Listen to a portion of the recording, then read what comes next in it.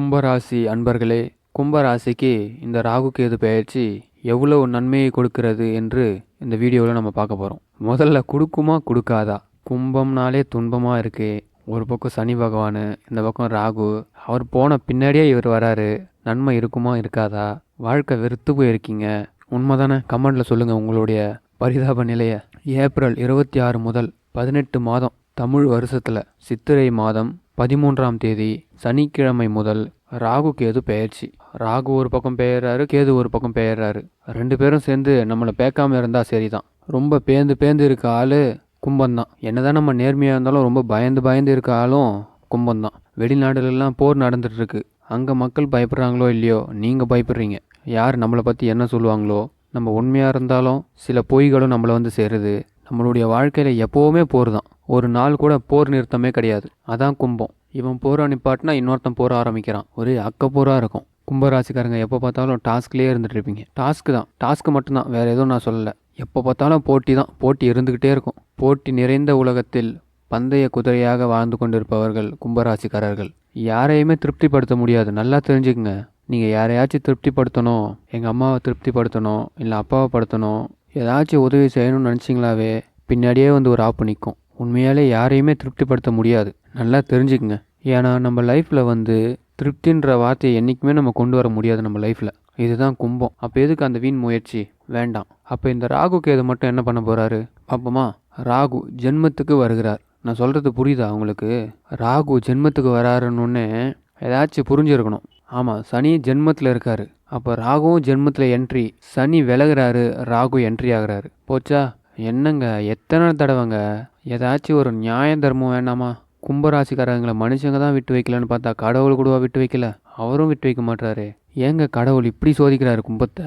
அப்படி தான் கும்பராசியோட நிலை இருக்குது. இந்த ராகு ஜென்மத்தில் வரும்போது இது வரைக்கும் யோசித்த நம்ம யோசனையை கூட உங்களால் பண்ண முடியல. இப்போ இந்த புத்திசாலித்தனம் கூட குறையறதுக்கு அதிக வாய்ப்பு இருக்குது. கும்பராசிக்காரங்க புத்திசாலிக்காரங்க.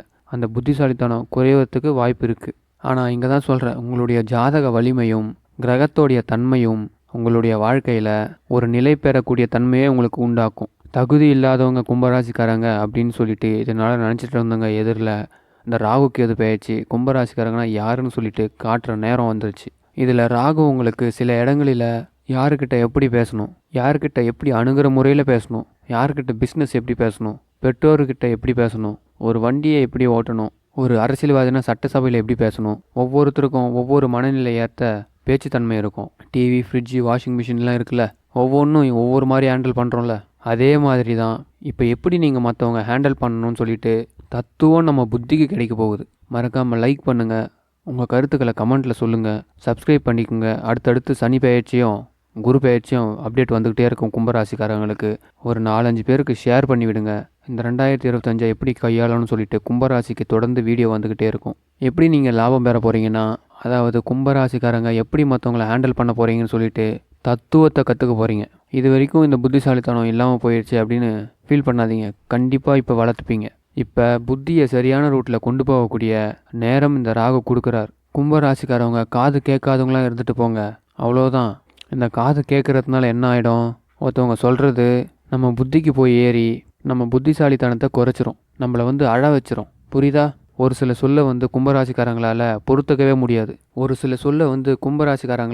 பொறுத்துக்கவே முடியாது. அடிக்கடி அழுகையை வந்து ஏற்படுத்திக்கக்கூடிய ராசி கும்பம் தான். அதனால தான் சொல்கிறேன், இந்த ராகு ஜென்மத்துக்கு வரும்போது நிறைய பேர் நம்மளை குத்தி காட்ட வாய்ப்புண்டு. அந்த குத்தி காட்டும்போது நம்மளுடைய காதை அவங்கக்கிட்ட கொடுக்கக்கூடாது. உங்களுக்கு பிடிக்காத சத்தத்தை கேட்கவே கேட்காதீங்க. அப்போ என்ன பண்ணணும்? பிடிச்ச மாதிரி விஷயத்த நீங்கள் இந்த 18 மாதத்தை ஹேண்டில் பண்ணணும். உங்களுக்கு வேலை பிடிக்கலையா, வேலை செய்கிற இடம் பிடிக்கலையா, இல்லை வேலை செய்கிற கூட இருக்கிறவங்க பிடிக்கலையா, வேலை செய்கிற இடத்துல ஆட்கள் பிடிக்கல அப்படின்னா வேலையை பிடிச்ச மாதிரி பாருங்கள். அவ்வளோதான் பிரச்சனை கிளியர் ஆகிடும். நம்மளுடைய புத்தியை வந்து வேறு திசையில் மாற்ற போகிறோம். புத்திசாலித்தனத்தை வேறு ரூட்டு, வேறு முயற்சி. இதை கண்டிப்பாக கும்பம் செய்தாக வேண்டும். இந்த 18 மாதம் நீங்கள் இது வரைக்கும் போன ட்ராக்கில் நீங்கள் வேதனைப்படாமல், மனசு உடையாமல், வருத்தப்படாமல், போச்சுடான்னு சொல்லாமல் வேறு ரூட்டு. வேலை பிடிக்கலையா, இல்லை வேலை செய்கிற ஆட்களை பிடிக்கலையா அப்படின்னு பார்த்தீங்கன்னா 2ல் 1 தான் நம்மளுக்கு பிரச்சனையாக இருக்கும். அந்த பிரச்சனையை விட்டு தள்ளிட்டு பிடிச்ச விஷயத்த செய்யுங்க. அப்போ அந்த ஆன்சரை டெலீட் பண்ணிவிட்டு இன்னொரு ஆன்சரை கேள்வியை ரெடி பண்ணிக்கோங்க. அப்போ உங்களுக்கு புத்தி வேலை செய்ய ஆரம்பிச்சிடும். உங்களுக்கு பிடிச்ச மாதிரி விஷயங்கள் நடக்க ஆரம்பிச்சிடும். நிறைய நேரங்களில் இந்த 18 மாதம் ராகு பகவான் உங்களை தனிமைப்படுத்துவார். அந்த தனிமையை நீங்கள் யூஸ் பண்ணிக்கங்க. அதாவது நீங்கள் பெரிய அளவிற்கு வளருவதற்கான வழி. நீங்கள் தனிமையில் எப்பப்பெல்லாம் இருக்கீங்களோ அப்பப்பெல்லாம் நீங்கள் யோசிப்பீங்க. அப்போ யோசிக்க சொல்ல உங்கள் வழியில் புது மாற்றம் ஏற்படும். ஒரு நோட் எடுத்து எழுத ஆரம்பிங்க. உங்கள் மனசில் இருக்கிறதுலாம் நீங்களாம் எழுத ஆரம்பிச்சிங்கன்னா பக்கங்கள் பத்தாது, 1000 பக்கங்களை தாண்டி போகும் புத்தகம் எதுனா. பார்ட் 1 முடிச்சுட்டு பார்ட் 2 பார்ட் 3லாம் போவோம். அதான் கும்பம். உண்மையா இல்லையா கமெண்ட்டில் சொல்லுங்கள். அப்போ இந்த நேரத்தில் சோகத்தை போய் சுமையாக ஆக்கிக்க கூடாது. சோகத்துக்குள்ளே இருக்கக்கூடாது ராசி. 10 நிமிஷம் சந்தோஷமாக இருந்தோன்னா 10 நிமிஷம் சோகமாக தான் இருக்கும். இதுதான் கும்பத்தோட நிலமை. இந்த 18 மாதம் இந்த சோகம் நம்மளுக்கு நிழலாக இருக்கக்கூடாது. சோகத்தை தூக்கி எறியணும். அப்போ ராகு ஜென்மத்தில் வரும்போது என்ன பண்ணுவாருன்னா, நம்மளை ஏன் இவங்க ஏற்றுக்கல, நமக்கு ஏன் இந்த காரியம் நடக்கலை, இப்படிலாம் நினச்சி வருத்தப்படுறத விட ஏற்றுக்கிறதுக்கு என்ன செய்யணும், அடுத்து என்ன பண்ணணும் அப்படின்னு பாசிட்டிவாக யோசிங்க. இந்த காரியத்தை நடத்துறதுக்கு என்ன செய்யணும், நான் தலை நிமிர்றதுக்கு என்ன செய்யணும் அப்படின்ற தன்மானத்தை தலை பின்னாடி தட்டி விடுங்க, பறந்துடும். அது மாதிரி ராகு பகவான் உங்கள் பின்னாடி தலையில் தட்ட போகிறாரு. உங்கள் சோகத்தை மாற்ற போகிறாரு. புத்திசாலித்தனத்தை அதிகப்படுத்த போகிறாரு. அதுக்கு நம்ம என்ன பண்ணணும், ட்ராக் மாற்றணும். நமக்குள்ளே இருக்கக்கூடிய சிங்கத்தை தட்டி திருப்பி எழுப்புறோம். அதே நேரத்தில் மற்றவங்க பேச்சு காதுலேயே வாங்காதீங்க. அதை நம்ம மனசை புண்படுத்தும். அவங்க நம்மளை பற்றி இப்படி பேசுகிறாங்க அப்படின்னு சொல்லிட்டு விட்டுருங்க, சைலண்ட்டாக விட்டுருங்க, அதை கண்டுக்காதீங்க. நம்ம வருத்தப்பட்டு உட்காந்தோம்னா பல பேருக்கு ஆனந்தமாக இருக்கும். அப்பா கும்பராசியை ஒரு வழியாக ஒழிச்சிட்டோம் அப்படின்னு நினைப்பாங்க. ஒழிச்சோன்னு எவனும் நினைக்கக்கூடாது. எழுந்து வரணும். வரலாமா? இந்த தைரியத்தை ராகு கொடுப்பாரு. நீங்கள் துர்கா பரமேஸ்வரியை வணங்கணும். நான் நிறைய தடவை சொல்லியிருக்கேன், துர்கையை கும்பிடுங்க, துர்கையை வழிபடுங்கன்னு. எத்தனை பேர் வணங்குறீங்கன்னு தெரில. வணங்குங்க, துர்கையோட மந்திரத்தை சொல்லிட்டே இருங்க. கும்பம் சிறப்பாக இருப்பீங்க. அடுத்தது கேது. கல்யாண வாழ்க்கையில் இருக்கிறவங்க ரொம்ப கவனமாக இருக்கணும். புருஷன் பொண்டாட்டி ரொம்ப கவனமாக இருக்கணும். லவ்வர்ஸ் ரொம்ப கவனமாக இருக்கணும். ஏன்னா தேவையில்லாத தண்ட செலவு நிறைய வரும். தண்ட செலவு பண்ணலைன்னா பிரச்சனை வரும். புருஷன் சம்பாதிக்கணும்னா பொண்டாட்டி நிறைய தண்ட செலவு பண்ணுவீங்க. பொண்டாட்டி சம்பாதிக்கிறாங்கன்னா புருஷன் தண்ட செலவு நிறைய பண்ணுவீங்க. நிறைய தண்ட செலவு பண்ண வேண்டிய கட்டாயம் ஏற்படும். கணக்கு இல்லாமல் செலவு பண்ணணும். கடன் வாங்கியாவது செலவு பண்ணுவீங்க.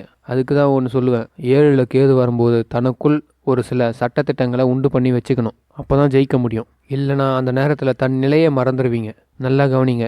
ஒரு கட்டத்துக்கு மேலே நீங்கள் போகக்கூடாது. ஒரு 10,000 ரூபா செலவு பண்ணலான்னு முடிவு பண்ணுறீங்கன்னா அதை தாண்டி 1 ரூபா கூட போயிடக்கூடாது. பரவாயில்ல, அது 9,000ல் நின்னா கூட பரவாயில்ல. 10,000க்கு மேலே போக விடாதீங்க. என்கிட்ட இருக்கிறதே 4,000 தான் இருக்குன்னு வெளிப்படையாக உங்கள் குடும்பத்தில் சொல்லுங்கள். என்கிட்ட இருக்கிறதே 4,000 ரூபா தான் இருக்குன்னு சொல்லிட்டு உங்கள் குடும்பத்தில் வெளிப்படையாக சொல்லுங்கள். இப்போ பாயிண்ட் புரியுதா? அப்போ 10,000 வரையும் நம்ம இறங்கி அடிக்கலாம். 10,000 இருக்குன்னு சொல்லிட்டிங்கன்னா 10,000 ரூபாய்க்கு முதல் செக்கே போட்டுருவாங்க.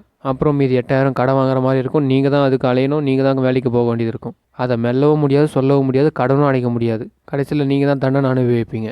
என்ன தண்டனை? எல்லா செலவையும் நீங்கள் பண்ணிவிட்டு உன்னால் ஒரு பிரயோஜனம் இல்லை, ஒரு செலவும் பண்ண முடியல அப்படின்னு தண்டமாக ஒரு பேர் வரும். அவ்வளோதான். அப்போ நீங்கள் இவ்வளோ நாள் சம்பாரிச்சும் கஷ்டப்பட்டு இவ்வளோ நாள் சேர்த்து வச்ச பேரெல்லாம் ஒரே நிமிஷத்தில் கெட்டுடும். குடும்பத்தினால் சிரமம் ஏற்படும். ஒரு வேலையில் இருந்தாலும் அந்த பிரச்சனை ஏற்படும். நீங்கள் ஒரு நிர்வாகத்தில் அந்த அளவுக்கு நீங்கள் ஹெல்ப் பண்ணியிருந்தாலும் உங்களை ஒன்றும் இல்லாத ஆசாமியாக ஆக்கிடுவாங்க. அப்போ என்னென்னா, உங்களுக்கு நிறைய திறமை இருந்தாலும் உங்கள் திறமையை கொஞ்சம் கொஞ்சமாக வெளியில் காட்டுங்க. எனக்கு எல்லா திறமையும் இருக்குது சார், எதை கொடுத்தாலும் நான் வெளியில் வந்துடுவேன் சார் அப்படிலாம் சொல்லிடவே கூடாது. நிர்வாகம் உங்களை புரிஞ்சு எடுத்துரும். கும்பராசி நல்லா புரிஞ்சுக்கணும் இந்த வார்த்தையை. எனக்கு அறிவு இவ்வளோதான் சார் இருக்குது, இவ்வளோதான் என்னால் வேலை செய்ய முடியும் சார் அப்படின்னு கொஞ்சம் கொஞ்சமாக சொல்லிக்கங்க. இல்லை சார், நான் 10 பேர் செய்ய வேண்டிய வேலையை நான் ஒரு ஆள் செய்வேன் அப்படின்னு சொன்னீங்கன்னா அதே சம்பளத்தை கொடுத்து 10 பேர் வேலையை நீங்களே செய்ய வேண்டியது இருக்கும். பார்த்துக்குங்க. அதே மாதிரி செலவு தண்ணியாக செலவாகும். இந்த தடவை வருமானமும் அந்த அளவுக்கு வரும். ஆனால் செலவு பண்ணும்போது பிடிக்காத செலவு நிறைய பண்ணுவீங்க. பணம் இல்லைன்னு வெளியே தைரியமாக சொல்லுங்கள். ஃபினான்ஷியல் பட்ஜெட் லாக்கு, இதை சொல்லுங்கள் முதல்ல. கேது உங்களுக்கு என்ன பண்ணுவார்னா ஞானத்தை கொடுப்பார். இதெல்லாம் சொல்கிறதுக்கு ஞானத்தை கொடுப்பார். ஆனால் வாய் சொல்ல விடாது. ஏன்னா கும்பத்துக்கு பொய் சொல்லவே தெரியாது. இருக்கிற உண்மையை அப்படியே சொல்லிடுவீங்க. அதனால் ஃபினான்ஷியல் ப்ராப்ளத்தை இந்த 18 மாதம் நான் சொன்ன மாதிரி நீங்கள் கரெக்டாக ஹேண்டில் பண்ணால் சக்ஸஸ் ஆகும். மனப்பிரச்சனைகள் தீரும். ஸோ இந்த நேரத்தில் ராகு கேது சில சவால்களை தான் கும்பத்துக்கு கொடுக்கிறார்கள். அந்த சவால்களை உங்களால் சமாளிக்க முடியும். உங்கள் ஜாதகத்தில் ராகு கேது எப்படி இருக்காங்கன்னு சொல்லிட்டு சரியான பிளான் போடுங்க. நிச்சயமாக பிளான் போட்டால் மட்டும்தான் இந்த கும்பம் இந்த 18 மாதத்தில் சக்ஸஸ்ஃபுல்லாக வர முடியும். உங்களுக்காக நீங்கள் வாழுங்க. உங்களுக்காக நீங்கள் செயல்படுங்க. உங்களை உயர்த்தத்துக்கு முடிவு பண்ணுங்கள். மற்றவங்களை பற்றி மனசுலேருந்து எல்லாத்தையும் எடுங்க.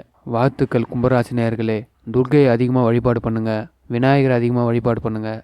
எங்கே எப்படி ஹேண்டில் பண்ணணும்னு சொல்லியிருக்கேன், அதை கடைப்பிடிங்க. வெற்றி நிச்சயம். நன்றி. மறக்காமல் லைக் பண்ணுங்கள், சப்ஸ்கிரைப் பண்ணுங்கள். அடுத்தடுத்து புத்தம் புதிய வீடியோ வந்துக்கிட்டே இருக்கும். உங்கள் கருத்துக்களை மறக்காமல் கமெண்ட் பண்ணுங்கள். நன்றி.